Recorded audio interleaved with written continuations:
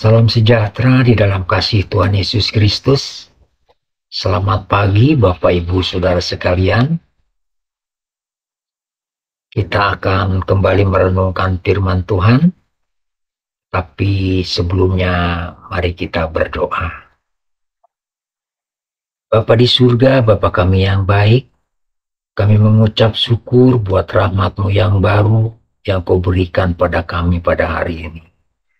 Sebentar kami akan merenungkan firman-Mu.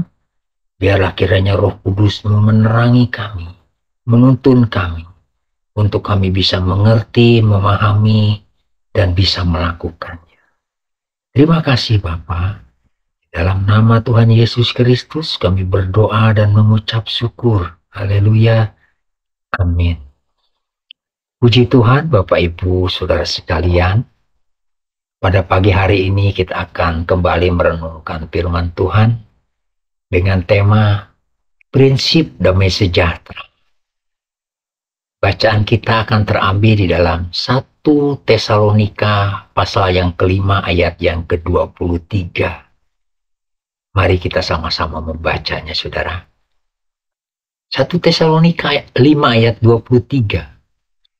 Semoga Allah damai sejahtera menguduskan kamu seluruhnya, dan semoga roh, jiwa, dan tubuhmu terpelihara sempurna dengan tak bercacat pada kedatangan Yesus Kristus, Tuhan kita.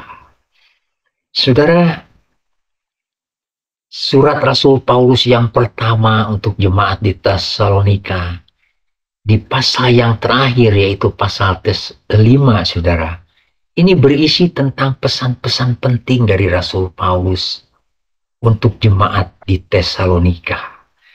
Dan pada pagi hari ini, pesan-pesan ini disampaikan juga untuk saudara dan saya. Di ayat-ayat awal diawali dengan peringatan untuk supaya berjaga-jaga dan sadar. Jangan terlena menjelang hari kedatangan Tuhan. Dan di ayat-ayat selanjutnya Rasul Paulus berpesan dan menasihati untuk kita memelihara iman dan menjaga hidup dalam kekudusan.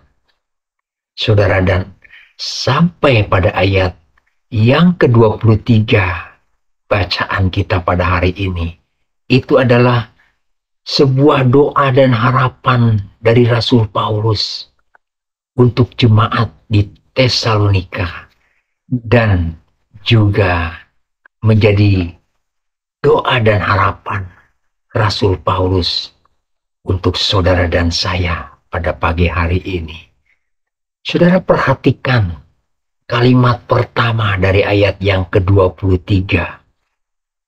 Di sana dikatakan, semoga Allah damai sejahtera. Kalimat ini mau mengatakan, Rasul Paulus mau menunjukkan pada saudara tentang prinsip dasar mengenai damai sejahtera.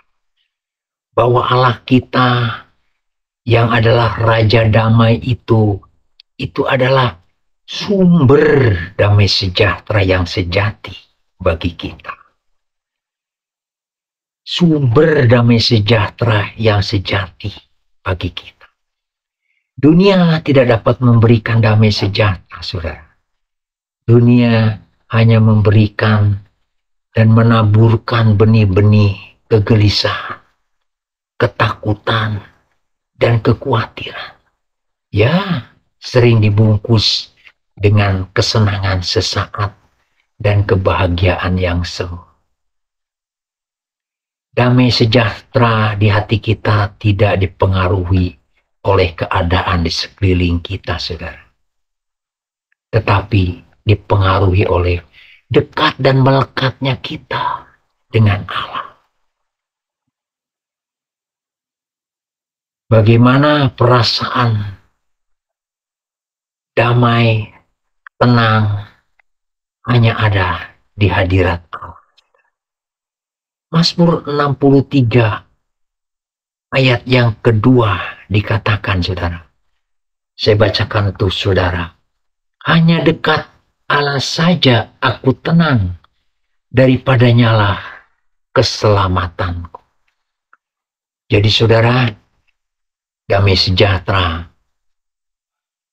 hanya ada ya ketika kita ada di hadirat Allah. Itulah prinsip yang kedua, saudara. Damai sejahtera sebagai buah roh harus kita kejar dan harus kita perjuangkan untuk kita miliki. Karena damai sejahtera itulah yang akan memelihara hati dan pikiran kita untuk kita menjadi seirama dengan Kristus. Dan damai sejahtera juga sebagai pengikat kita di dalam satu kesatuan roh dengan Allah. Saudara, di dalam kalimat selanjutnya, di ayat yang ke-23 itu, Allah Sang Raja Damai itu disemogakan, saudara. Disemogakan untuk menguduskan kamu seluruhnya. Dan semoga roh, jiwa, dan tubuhmu terpelihara sempurna dengan tak bercacat pada kedatangan Yesus Kristus, Tuhan kita. Saudara perhatikan, di sini ada hal yang penting. Bagaimana pentingnya kekudusan, saudara. Tanpa kekudusan, kita tidak akan memiliki damai sejahtera. Itu prinsip yang ketiga, saudara. Perasaan keberdosaan dan rasa bersalah tidak mungkin menciptakan ketenangan dan kedamaian di hati kita, bukan? Firman Tuhan di dalam 1 Petrus pasal 1 ayat yang ke-15 sampai 16. Di situ dikatakan, sebab ada tertulis, kuduslah kamu sebab aku kudus. Saudara, kita memang sudah dikuduskan oleh darah Yesus. Dan oleh pertolongan Roh Kudus, kita akan terus dimampukan, terus diperbarui di dalam proses mencapai kesempurnaan ini, saudara. Roh Kudus akan menolong kita. Jadi saudara, prinsip damai sejahtera itu, yang pertama, Allah kita adalah Raja Damai. Dialah sumber damai sejahtera itu. Damai sejahtera tidak dipengaruhi keadaan sekeliling, tetapi hanya ada di hadirat Allah, hanya dekat melekat dengan Allah. Yang ketiga, tanpa kekudusan tidak akan ada damai sejahtera di hati kita. Saudara, di kalimat-kalimat doa terakhir tadi Rasul Paulus, saya bacakan lagi untuk saudara. Semoga roh, jiwa, dan tubuhmu terpelihara sempurna dengan tak bercacat pada kedatangan Yesus Kristus Tuhan kita. Di sini saudara, itu seumpama pengantin perempuan mempelai perempuan yang berkeadaan murni, berkeadaan indah pada hari pernikahan.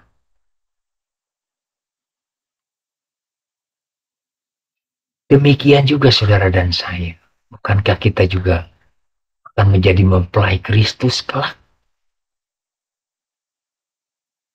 Menjaga kesucian hidup itu juga seumpama setiap hari kita sedang merajut gaun pesta untuk bisa kita kenakan. Dan kita kenakan itu layak kita bisa ikut ke pesta perjamuan kawin anak domba. Jadi saudaraku, mari kita terus berjuang untuk merajut kesucian hidup kita. Dan biarlah damai sejahtera dari Allah itu terus menyertai dan memelihara kita, hati dan pikiran kita, sampai roh, jiwa, dan tubuh kita menerima pengudusan seluruhnya, terpelihara sempurna dengan tak bercacat, sampai pada kedatangan Yesus Kristus, Tuhan kita. Amin, saudaraku. Tuhan Yesus memberkati saudara. Mari kita berdoa. Bapa di surga, kami mengucap syukur, kami sudah mendengar firman-Mu. Biarlah Roh Kudus-Mu menuntun kami, menolong kami, menerangi kami, untuk kami bisa memahami dan melakukan firman-Mu, Tuhan. Di dalam gerak hidup kami, biarlah kami terus berjuang untuk memelihara hidup yang kudus, sehingga damai sejahtera-Mu boleh terus menyertai dan memelihara hati dan pikiran kami. Terima kasih Bapa. Inilah doa kami mengucap syukur di dalam nama Tuhan Yesus Kristus. Haleluya. Puji Tuhan, Bapak Ibu Saudara sekalian, kiranya Tuhan Yesus memberkati saudara. Selamat beraktivitas.